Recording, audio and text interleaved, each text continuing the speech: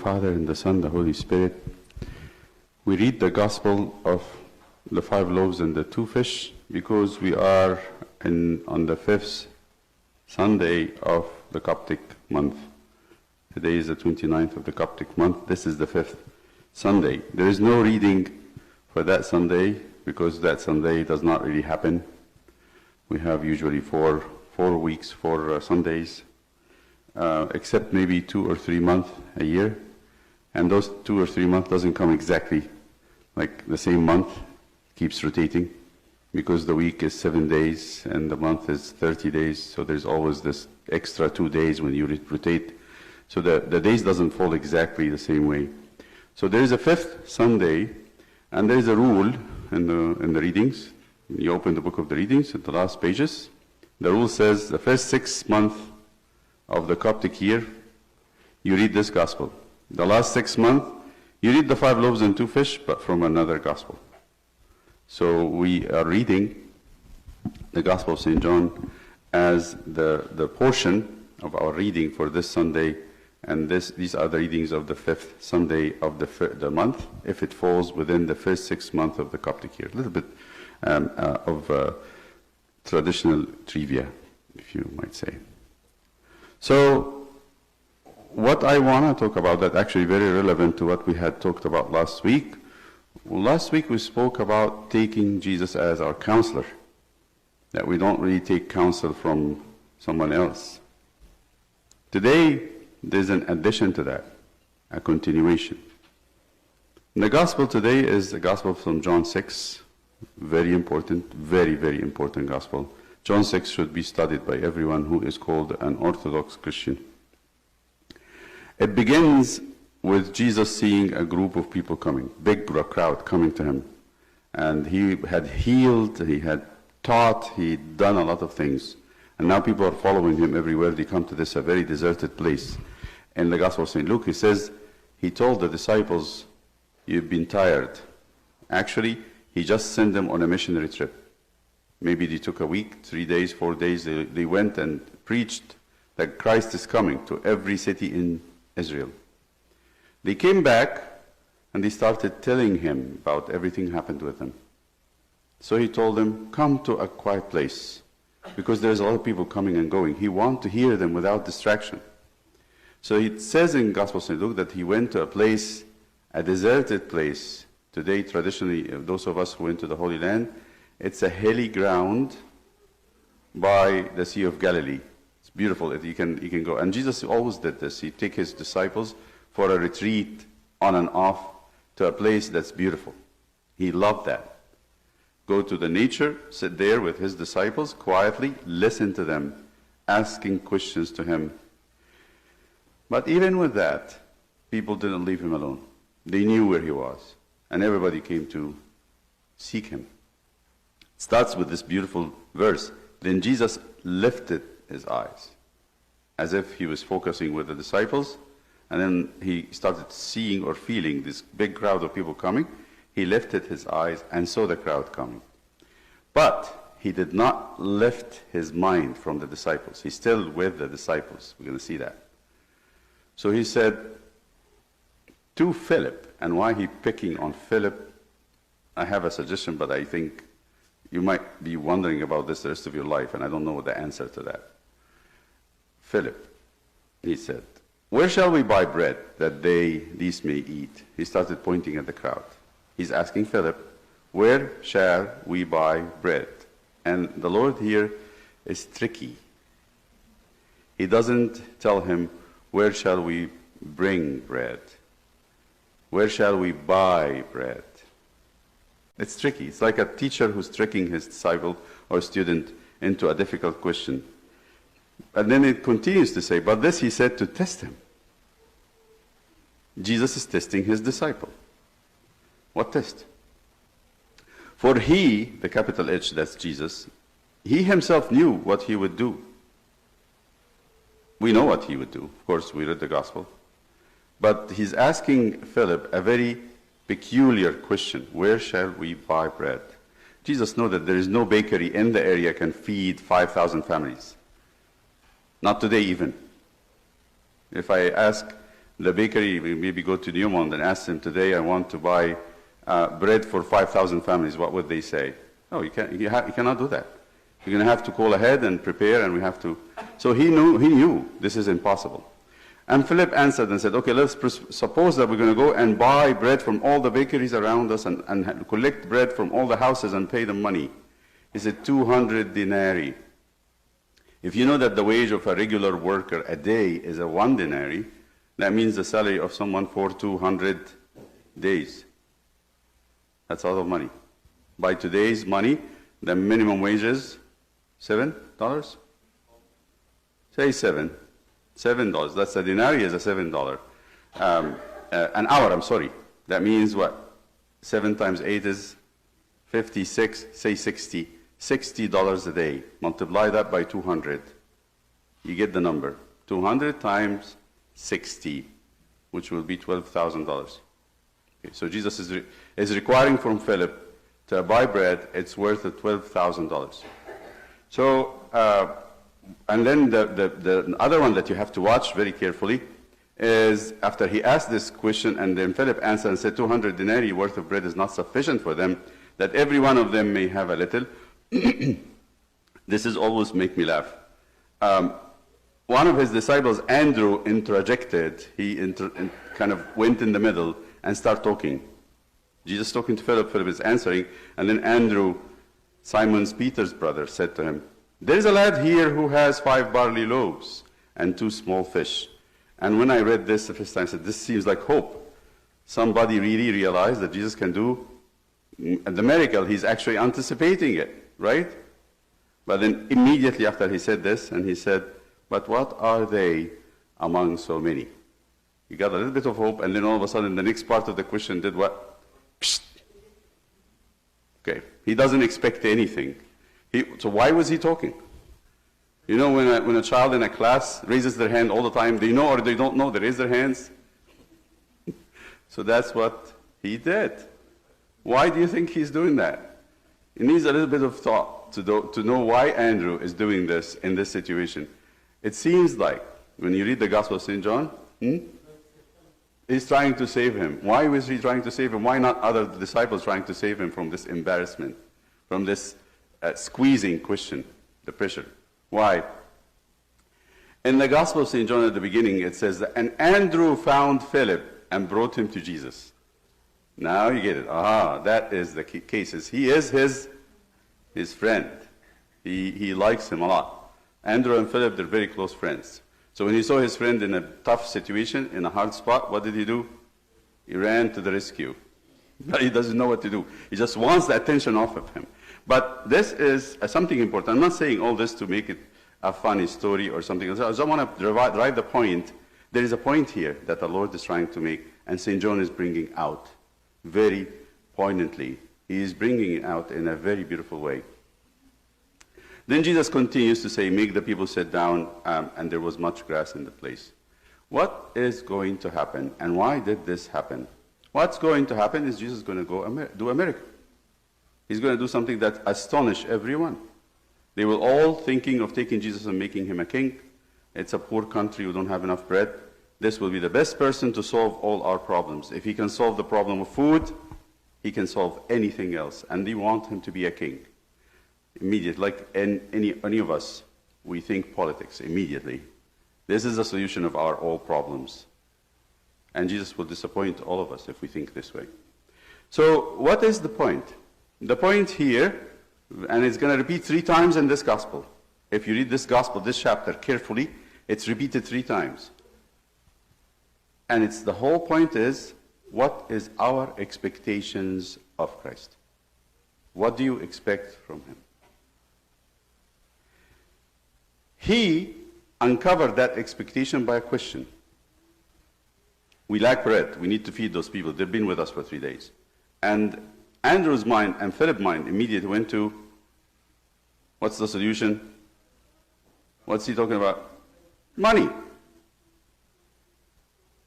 Always, give me money, I can help you. You want to spread the gospel? Give me money. I print out Bibles, I'll make centers, I'll make churches, I'll send missionaries, I will do soup kitchens, I will do this. Give me money, I can spread the gospel. That's how we think. That's how humans think. The next day, Jesus is going to walk on water. And when he's on the other side, in a very incredible time, the people on the other side said, how did you come here? We were with you last night. You didn't have a boat. To come around walking, it would take you 3 days. How did you come here? They had not expected, although they understood that he can make the 5 loaves feed 5,000 people, now they cannot understand that he can walk on water. What do you call that? What do you call that? They're always behind, that humans are always behind. And he's like a good teacher who's very patient. He's just giving them one piece at a time, one piece at a time. And to tell today, we need training to think like Jesus wants us to think.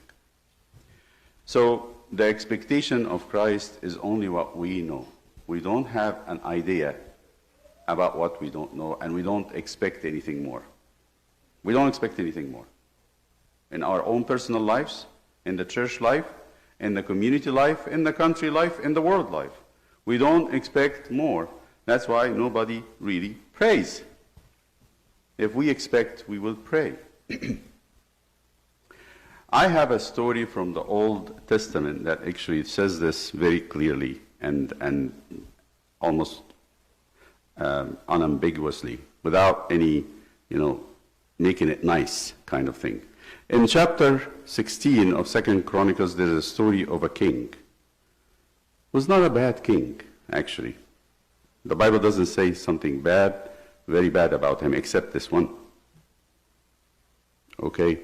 There is a king in the line of David. His name is Asa, or Asa. And he was in the time of a king of Israel. His name is Bishara.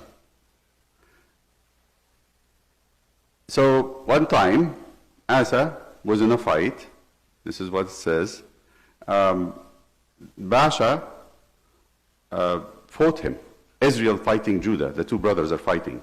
He built Ramah, and then from Ramah he actually cut the roads on all the people that come out of Judah.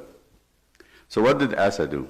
Asa brought silver and gold from the treasuries of the house of the Lord, from the temple, and of the king's house, and from his own house, and sent it to another king. His name is Ben-Hadad, king of Syria. He got another neighboring king who dwelt in Damascus, and said to him, let there be a treaty between you and me, as there was between my father and your father. See, I have sent you silver and gold, a lot of silver and gold. Come, break your treaty with Bishara, king of Israel, so that he will withdraw from me. This king of Israel depends on you being his ally. Break it, so that he would not be feeling that strong. So Ben-Hadad heeded King Asa and sent the captains of his armies against the cities of Israel. Actually, he went and fought. He got so excited about the gold. They attacked Ijon, Dan, Abel, Mayim, and all the storage cities of Naphtali, one of the tribes that has a lot of grain of Israel. Now it happened, when Bishara heard it, that he stopped building Ramah and ceased his work. It worked. So he went, the king Asa, and he took all the stones that he used and built something for himself. Then, at that time, a prophet, they call him the visioner, or the visioneer. And at that time, Hanani, the seer, came to Asa, king of Judah, and said to him, because you have relied on the king of Syria, and it worked, by the way. He relied on him, and he helped him, and it worked.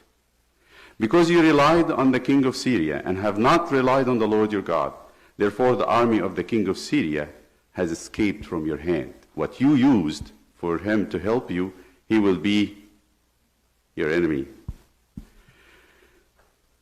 And then he's going to remind him, where the Ethiopians and the Libyans, there was Ethiopia and Libya together, not a huge army with very many chariots and horsemen, yet because you relied on the Lord, he delivered them into your hand. You didn't need anybody to fight that one. For the eyes of the Lord run to and fro, back and forth, throughout the whole earth, to show himself strong on behalf of those whose heart is loyal to him. And this you have done foolishly. Therefore, from now on, you shall have wars. So he wanted to avoid the war. what he did delivered him into more worries. So instead of Asa listening to the prophet, then Asa was angry with the prophet, and he put him in prison. He was enraged at him because of this. And Asa oppressed some of the people at that time. Note that the acts of Asa, and I'm going to summarize here, the first and last are indeed written in the book of Kings of Judah and Israel. And listen to the coming part. That's the part that I want to highlight. In the 39th year of his reign, Asa became diseased in his feet. He had problems with his feet. And his malady was severe. Yet, in his disease, he did not seek the Lord, but the physicians. What's wrong with that? Again, you and I would do the same. Is it wrong to seek the physicians, to seek doctors? Is it really wrong? Not at all. But before he goes to the physician, he needed to do what? To seek God. There's a lot of talk about the work of the physician. It's from God. But we don't acknowledge this if we are starting to split science and God. They're split. No, it's the same God who we worship in the church is the same God who made science. He is the author of life. So what's he saying here? He didn't really completely ignored to speak to God about his sickness. Although his grandchild, Hezekiah, is going to get sick and cry to God. He would fast and cry, and God will heal him, Hezekiah. So Asa rested with his fathers and died in the 41st years of his reign. He was not a bad man, but this was a very grave weakness in his case. He doesn't expect anything from God. He doesn't expect anything from God. Not help in war, not healing for sickness. And this is very, very profound because the prophets actually meant to write it for us in the Bible. In the book of Exodus, I don't want me to tell you about all what happened in the book of Exodus. In the book of Exodus, they get hungry, and God didn't give them a chance to, there's nobody to feed them. They would have to cry to him. Food will come. They get thirsty, what happens? There's no place to get water. A dry land that even no wells in it. And it has to be God who brings the water. They get scared from an enemy, and God support them. Remember the story of Moses. He spreads his hands like the sign of the cross, and people win. So we know that there is a very big principle in the Bible that says you got to trust in God first before you think of anything else. In the book of Proverbs, there's a very sweet verse that I think if we had not heard it before, or we had not known it before, I think we should. Those of us who know it or knew it, please keep it in your mind. In verse 5 it says, "Trust in the Lord with all your heart, and lean not on your own understanding," even when it's too obvious. Trust in the Lord with all your heart, and lean not on your own understanding. So my heart should not be at peace because I have some money set aside. My heart should not be at peace because I'm going to the best physician. My heart should not be at peace because I have a strong friend in a powerful place. That's not what my heart peace is. And then he goes to say, and this is the practical one, and I think this is what I want to finish with. He says, in all, underline this maybe 10 times, in all your ways acknowledge him, and he shall direct your paths. In all your ways is very difficult. This is where the training happens. In all your ways. I'll tell you a story. St. Anthony, you know St. Anthony, he's a great saint. He's better than any of us sitting here. Maybe someone is more saintly than St. Anthony here sitting. I can't see, but I know myself. I'm not better than St. Anthony. He went out to pray day and night. Day and night. And then at certain days, the devil will fight him with thoughts of desires and scary stuff. And one time he got to the end of his rope, and he was almost defeated. He screamed, "Lord, where are you?" And he said he had a voice speaking to him and said, "I'm here." "Where have you been the whole day?" "I've been tormented. I'm almost sinning. Do you want this to happen?" And the Lord said, "No, but you didn't ask me. At one point or another in our struggle, we start thinking, I know it all. I know what to do. I figured it out. I can be the best person. I can be a saint, but I don't need him. And we don't say it, actually. To say it is very ugly, but what we do it. We practice it. That is the toughest one. That is the toughest one, because you can be doing very well, and at 1 second you forget him for maybe a minute or an hour or whatever, and that hour, the enemy comes and steals everything you have built. It's almost like, I'm going to give you this from the wild stories. A wolf or an animal of prey a predator, who wants to steal a young animal, as long as the parents are awake and aware and around, that predator cannot touch the young one. What are they waiting for? They're hungry. They're waiting for the mother to snooze, to forget, to be busy getting something. They can snatch that little one. If the little one is sharp, they don't leave their mother. Never. Because they know with their mother, with their father, they're not going to be hurt. In the Psalms, and it's Psalm 25, so this first verse that says, trust in the Lord with all your heart and lean not on your own understanding. In the Psalms, there is a verse that I want to finish with, and I want you to remember that verse too, because it's so beautiful and to the point, and it's Psalm 25.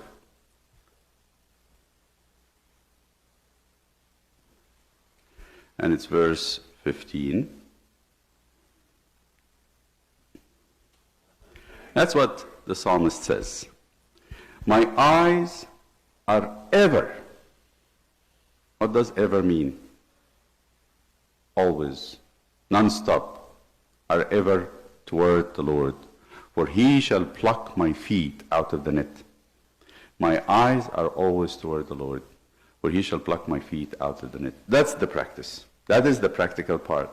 The practical part is slowly, the person started to turn their eyes from what they can do with money, what they can do with friends, and what they can do with powerful people, and what they can do with means and technology, and slowly start to turn their eyes to him, and him alone.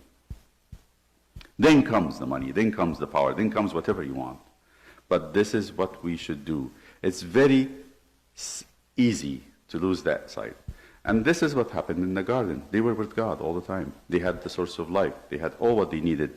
But the devil came to shift their gaze from God to the tree.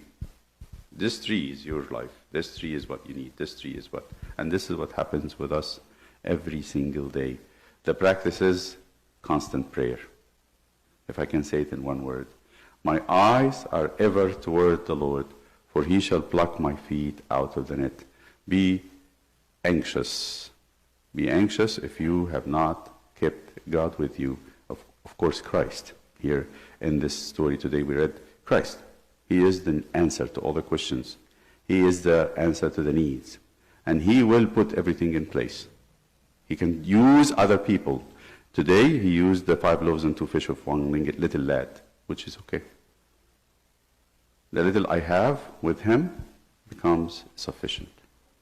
We ask him to grant us this constant prayer, constant relationship with him, that we are in his presence at all times, and we don't let him go. Letting him go is dangerous for us. He's not going to hurt. We are going to. To him is the glory of his good Father and Holy Spirit, now and forever. Amen.